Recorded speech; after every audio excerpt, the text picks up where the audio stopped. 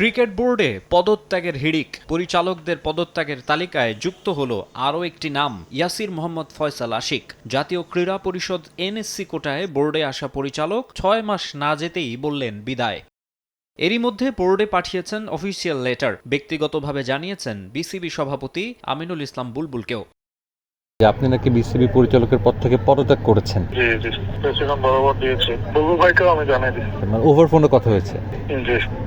ত্রয়োদশ জাতীয় সংসদ নির্বাচনের পর ক্রিকেট বোর্ডেও ভিন্ন হাওয়া। অন্তর্বর্তী সরকারের সময় অনুষ্ঠিত নির্বাচনের স্বচ্ছতা নিয়ে রয়েছে প্রশ্ন, আর এ নিয়ে ক্রীড়া পরিষদ গঠিত ৫ সদস্যের কমিটির তদন্ত কার্যক্রম চলমান। ঠিক সেই সময়ে এনএসসি মনোনীত একজনের পদত্যাগ নানা প্রশ্নের জন্ম দিচ্ছে। এর আগে পদত্যাগ করেন ক্লাব ক্যাটাগরি থেকে আসা ২ পরিচালক। গত ২৫ জানুয়ারি ব্যক্তিগত ও পারিবারিক কারণ দেখিয়ে সরে দাঁড়ান গেম ডেভেলপমেন্টের প্রধান হিসেবে দায়িত্ব পালন করা ইশতিয়াক সাদেক। যদিও পরে জানা যায় বোর্ডের বিভিন্ন সিদ্ধান্তের বিষয়ে অসন্তোষ ছিল তার। এরপর মিডিয়া কমিটির চেয়ারম্যানের পদ থেকে সরিয়ে দেয়া হলে ২৩ মার্চ পরিচালকের পদ ছাড়ার ঘোষণা দেন আমজাদ হোসেন।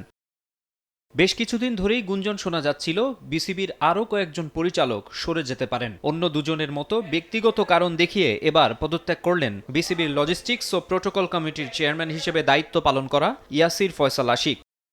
কোনো প্রেশার না, এটা পার্সোনালি।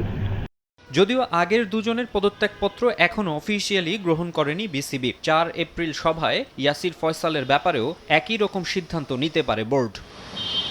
মাকসুম আলম খান, সময় সংবাদ, ঢাকা।